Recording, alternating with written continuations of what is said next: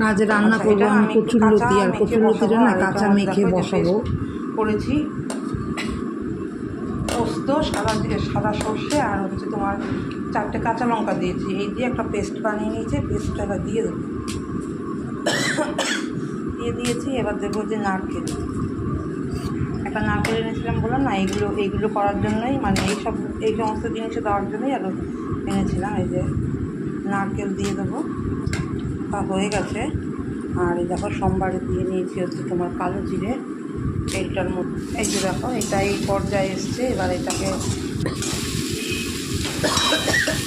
এই দেখো আমার প্রচুর বানানোর আগে দেবো একটু কাঁচা তেল, কারণ পোস্ত দিয়ে কিছু করলে আমি কাঁচা তেল দিই। দেখো হয়ে গেছে কচুরলতি হয়ে গেছে। এই দেখো